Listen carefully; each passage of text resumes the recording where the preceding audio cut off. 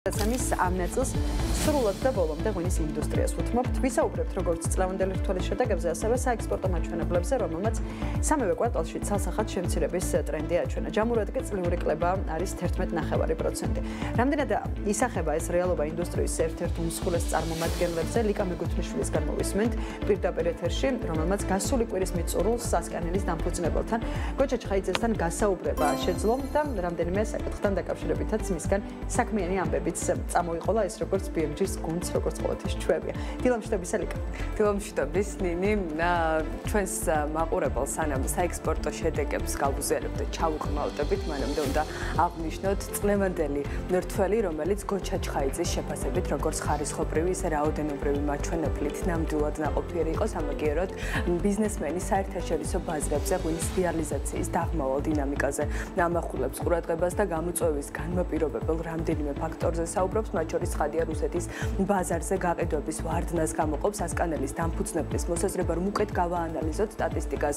მინდა რომ გადავხედოთ გასულ წელს აქციზის გასამაგებამ რუსეთში ღვინის ექსპორტი მკვეთრად შეამცირა. საქსტატის მონაცემებით 9 თვეში საქართველოსთან ექსპორტზე სულ 189.800.000 დოლარის ხირებულების ღვინო გავიდა, რაც წლიურად 11.5%-ით შემცირებული მაჩვენებელია. ძირითადი კლება მოდის რუსეთის ბაზარზე, სადაც 9 თვეში ექსპორტი თითქმის 17%-ით 120.100.000 დოლარამდე არის შემცირებული. ქართული ღვინის მთავარ საექსპორტო ბაზარი მომავალ წელსაც განიხილავს დღეს 20-დან 22%-მდე გაზრდას და ასევე აქციზის მატებას. კერძოდ 2026 წელს მშრალ ღვინოებზე აქციზის გადასახადი ამჟამად არსებული 113 რუბლიდან სავარაუდოდ 158 რუბლამდე გაიზრდება, ხოლო ცქრიალა ღვინოებზე 125-დან 160 რუბლამდე განიხილება აქციზის ზრდა ასევე სპირტიან სასმელებზე. ცხადია ეს მოცემულობა ისახება ინდუსტრიის ისეთ მსხვილ წარმომადგენელზე, როგორც ასკანელია. მოვუსმინოთ ახლა კომპანიის დამფუძნებლის კომენტარს.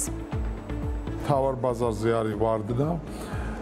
ეს არის რამოდენიმე რამით განპირობებული. პირველი რომ მოხდა აქციზების მატება, თან კიდევ ესე სულაპარაკოთ ბრენდიზე ანუ კონიაკზე მინიმალური ფასია გაზრდილი დახსე, რომ იმაზე დაბლა ვეღარ ჩადიხარ.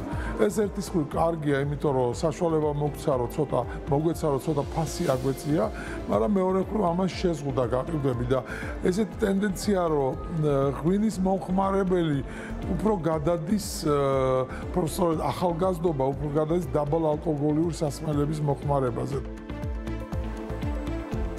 ახალგაზრდების მხრიდან ალკოჰოლზე მოთხოვნის შემცირება აღნიშნა გოჩა ჩხაიძემ. სხვათა შორის სწორედ ამ მოცემულობამ გააჩინა უალკოჰოლო ღვინის ბაზარზე ბუმი და შექმნა მილიარდიანი ინდუსტრია. თემაზე ვრცლად მოგიყვებით ჩართვის შემდეგ ჩვენი ვიდეო ისტორიიდან, მანამდე კი სწორედ გლობალური ბაზრის ახალ ტენდენციასა და უალკოჰოლო ღვინის წარმოებაზე მოვისმენთ ასკანელის დამფუძნებლის მოსაზრებას, რომელიც როგორც აღმოჩნდა დიდ პოტენციალს ხედავს თუ უახლოეს მომავალში ამ მიმართულებით გარკვეული ნაბიჯების გადადგმასაც აანონსებს. ვიფიქრე მე უალკოგოლო ღვინის წარმოებაზე, შეიძლება დეალკოგოლიზაცია გაუკეთდეს ღვინოს, მაგრამ ძალიან პატარაა ბაზარი, რომ დავითვალე არღის ამ ეტაპზე. თუმცა არის ბაზრები, სადაც იმატებს კი გაყიდვები და არის მოთხოვნა, მაგრამ ამაზე ცალკე საფიქრალია. მე უფრო ვფიქრობ, რომ თუ ღვინოს აწარმოებ, ალკოგოლის უნდა გქონდეს, მაგრამ ნუ ხოიც ხდება ისეთი რაღაცები, რომ გიწევს რაღაც ცოტა ცვლილებების მიღება და დროულად გადაწყობა. იმ საექსპორტო ქვეყნებში, სადაც უალკოჰოლო ღვინის ინდუსტრიის წლიური ზრდის ტემპი მაღალი არის დასავლური, როგორც ამერიკის, ისე ევროპის ბაზრები, ძირითადად შესაბამისად, როცა ასკანელის ბრენდის ქვეშ ამ ტიპის პროდუქტი გამოვა, ეს შესაძლოა სწორედ და უპირველესად ამ ბაზრებისკენ იყოს მიმართული. სხვათა შორის თავად კომპანიის დამფუძნებელიც ბრენდის განვითარებას სწორედ ბაზრების დივერსიფიკაციით, მათ შორის პორტფელის ახალი მაღალმყიდველუნარიანი ბაზრებით გაჯერებით მოიაზრებს, როგორც გოჩა ჩხაიძე განმარტავს. ერთის მხრივ ამ სტრატეგიის შედეგია ის, რომ გამოწვევების მიუხედავად ასკანელი გასული წლის საექსპორტო მონაცემების შენარჩუნებას შეძლებს. კომპანიის დამფუძნებელი ბაზრის ტურბულენტობაზე მედეგობას, ასევე პროდუქციის ფართო და დივერსიფიცირებული პორტფელით ხსნის. ღვინოს რო ექნება პრობლემა, კონიაკი შველის, იქ რაღაცა, იქ ახლა შუშქუნა ღვინოები წამოვწიეთ, ძალიან რთულია ერთი კომპანიის შიგნით, რომ უმაღლესი დაიჭირო ეს მაღალი სტანდარტები ღვინოშიც, ქვევშიც იქ უფრო რაღაც ელიტარულ ღვინოებში და პატარა რაოდენობებით პლუს ტრადიციული ჭიშხონა ღვინო აწარმოო და ოქროს მედალი მიიღო საფრანგეთში შამპანიურების შორის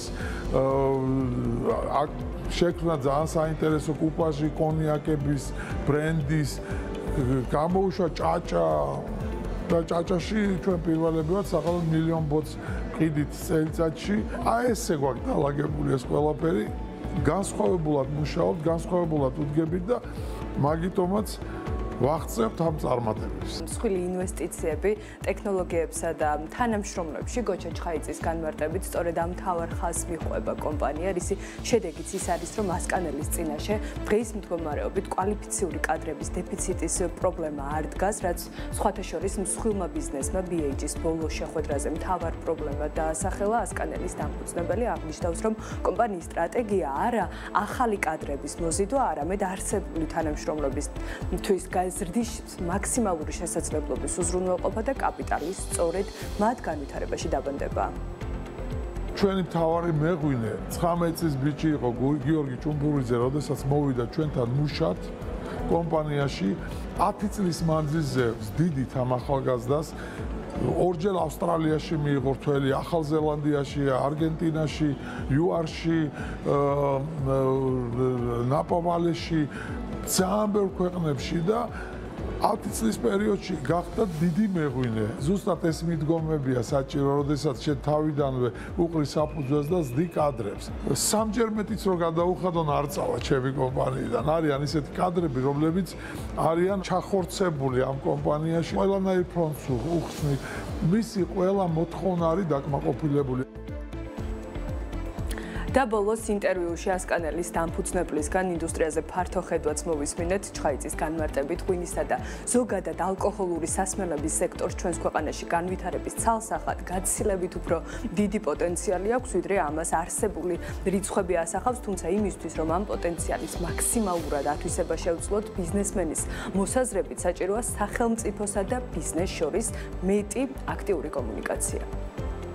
გლეხებისთვის დიდი ამბავი გაკეთდა და ვფიქრობ, რომ სახელმწიფო ძალიან დიდი წვლილში აქვს განვითარებაში, მაგრამ მე ვფიქრობ, რომ კიდე მეტი საუბარი გჭირდება. რა უნდა დავждეთ გვალმაგიდასთან რაღაცა დრო უნდა გამოვნახოთ და უნდა ვისაუბროთ ყველა დეტალებზე, რომ აი ამ შემთხვევის მერე რა მოხდება, აი ამის შემთხვევაში რა მოხდება, რომ ეს დისკუსია აუცილებელი, იმიტომ ჩვენ ძალიან კარგად ვიცით ბაზარი გვესმის რომელ ქვეყანაში რა ხდება და საჭიროა ეს საუბარი, რა უფრო მეტი საუბარია საჭირო.